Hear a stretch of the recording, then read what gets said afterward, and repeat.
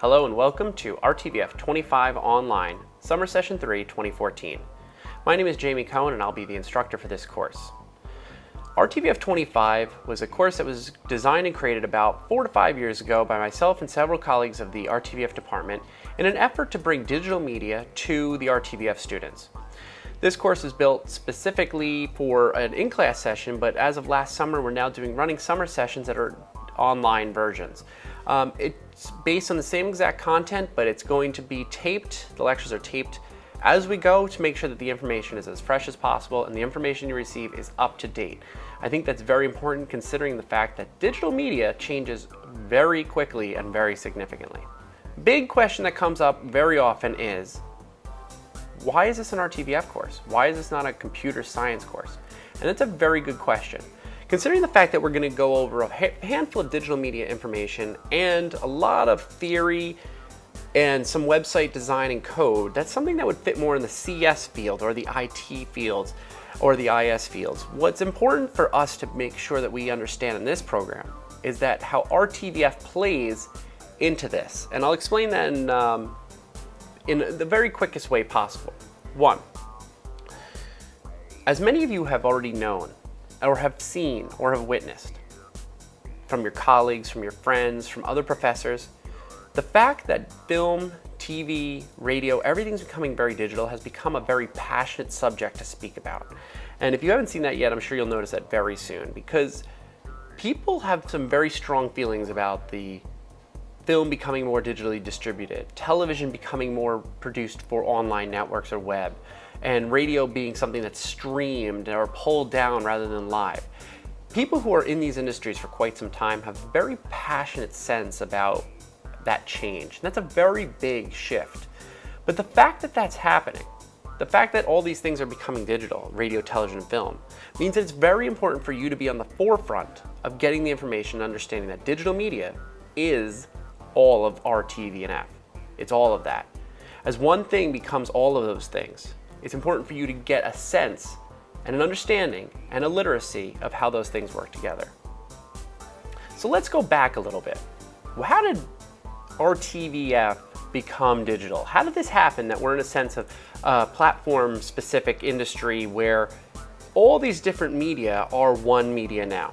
So let me give you a quick background before we get started into the course and tell you what your projects are and everything about this. Let me give you a very short history. Radio, as you know, is at this point, if you really think about it, just a little over 100 years old. Think about that as a concept that's 100, you know? We really, until the Titanic sank, did not have radio as a 24/7 media at all. And so after that, the FCC Broadband Act of 1912 brought us radio that was 24/7. It wasn't until 1920 that we had our first broadcast that went across the United States. TV, which came about 1927, the invention, and wasn't really mass produced until 1938 and debuted at the World's Fair, doesn't become a household item. It doesn't become a household item until the mid-50s. And as a household item, that's something where people, an audience, became grouped around a very small box, look familiar, and all connected together to make sure they were watching it. Now, the oldest of these media, film, celluloid, was created in the late 1800s as photograph, and then created into a form of taking 24 photographs a second and projected back on a screen.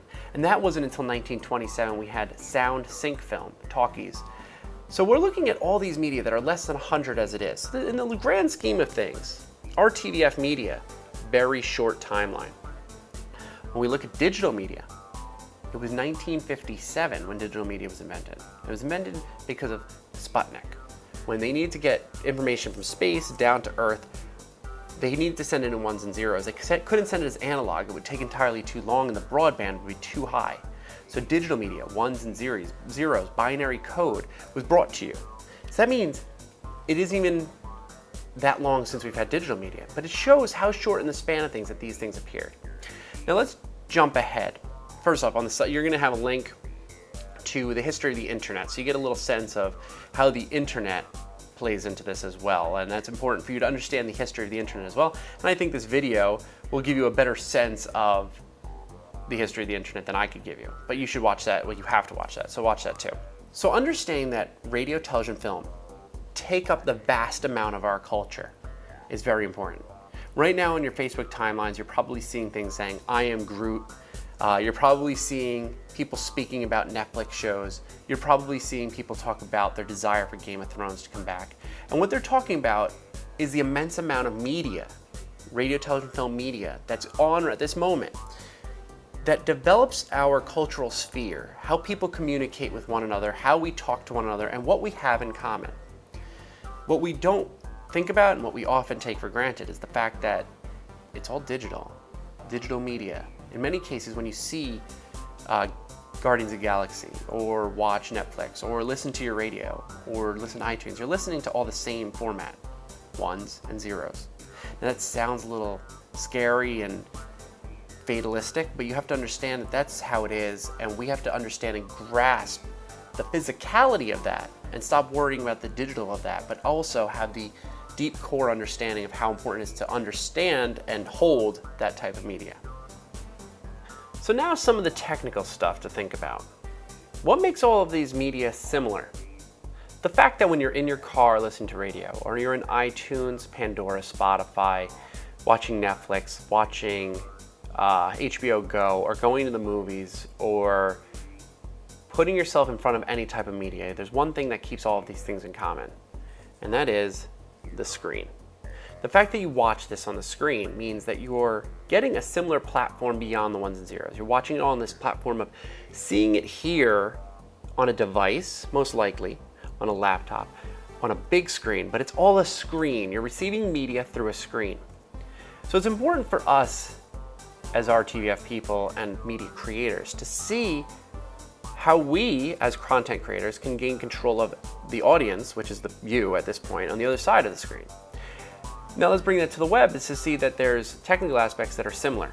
The fact that web is based on RGB, much like the screen. The dots per inch, the resolution, that's all based on the same exact type of media. So web itself is based on a very similar format to the RTVF, which means web could technically sit alongside RTVF. So if you really wanted to draw it, you could put a big W behind RTVF and understand it's all part of the same thing because it's all being delivered via broadband. What's more to think about is that you can't escape conversations with this type of media any longer. That means it's very cultural based, and I want that to be drilled in quite often here, is that we're talking about culture. And that's why we're going to talk a fair amount about viral videos. We're going to talk about memes, and however you think about memes, they're not what you think they are. You will learn a lot about them. You're going to learn about how that affects television, tropic storylines, stories in general, and how memetics are part of us and how we've always had them, and how they're going to be, you as somebody who is going to understand this is going to make a savvier method of getting that across to people. So that's all part of the course, is to understand a lot of this depth. We're going to go from web series like We Need Girlfriends, which alums from Hofstra created. We're going to talk about Orange is the New Black and House of Cards and The Sopranos, and we're going to talk about True Detective. We're going to talk about Weird Al Yankovic and his continual process of an over 30-year career in an age where parody is so common. It's going to be very important for you to understand, because when we go talk about virals, you're going to be considering how remix culture, the idea that people could take media and remake it, how do people survive? How do people rise to the top? And one of the biggest things that you'll be doing in this class is making sure that your identity, your online persona, and your online presence is present.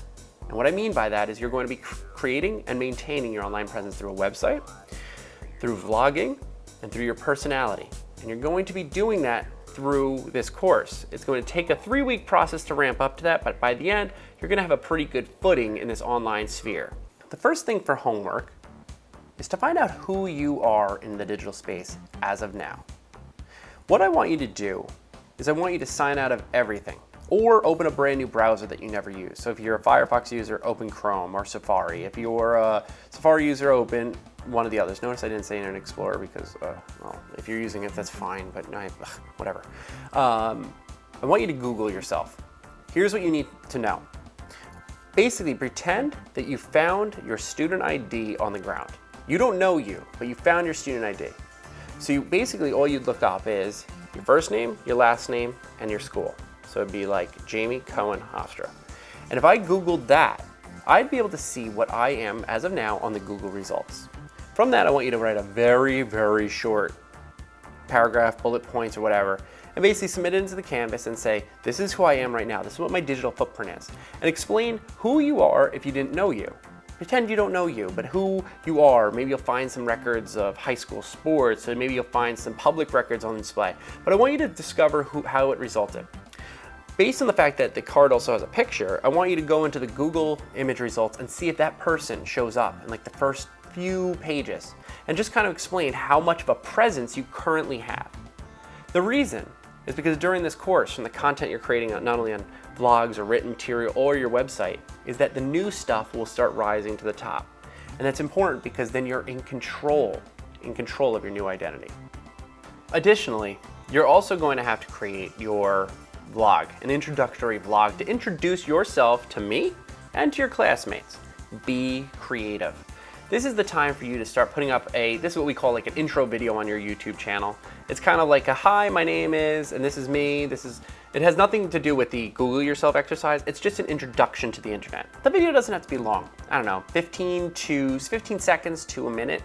And just explain a little bit about yourself, who you are, where you're from, your year at Hofstra, and something you like. I don't know, just say like, oh, this is what I'm interested in.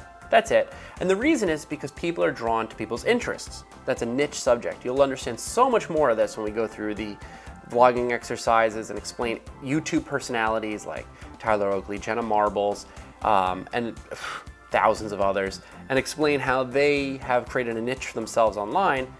And anyone from the Vlog Brothers to the old geriatric have a place. You will have to have a place. This is part of the course, is understanding your participation as a place online. So you'll have to do these two things for homework. Separate assignments. 1, Google yourself, and 2, introductory vlog. You'll see them on the canvas. You have to build that. That's homework night 1. Not hard.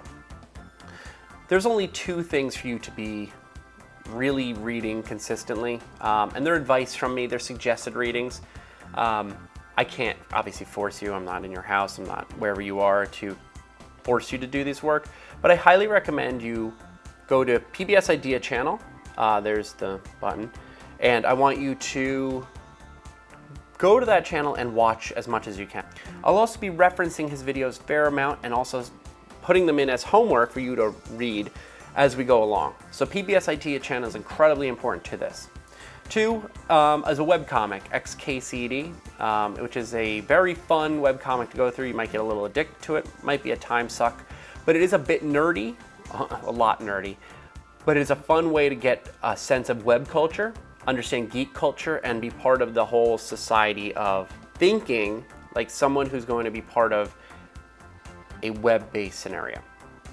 So, I hope that is a lot. I know that's a lot of information, a little short video, but this is something that I want to get across as you're going to be watching this as a lecture. You're going to be doing this at home on your own time, and you have to have time for this. It's not, like I said, it's not bronchitis, okay? Make time for this course. It's not a lot of work, but it is a lot of reading. I will know from the quizzes and assignments if you are reading, how you're doing, and there'll basically be a vlog from me almost on a daily basis, and that just keeps up with the project. You'll be seeing these on my YouTube channel. I'm very transparent. You can see last year's course. And so if you have the time, you could go through last year's lectures. I don't know why you do that, but you could, and see how this has evolved since then. But otherwise, make sure you stay up to date. These will be sent out through the Canvas and through your email to make sure that you're always seeing it and keeping up. If you have any questions, please do not hesitate to email me immediately. I will get back to you for the next 3 weeks. I'm yours. I will be writing on a daily basis. I will be around at my school where I work at Malloy College every single day, making sure I'm online consistently. I'll be writing the entire time and be stopping by Hofstra a fair amount. So if you're in the area, feel free to stop by and we can meet and talk if anything.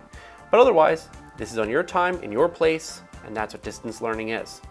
So I hope you enjoy, and I'm looking forward to the next 3 weeks.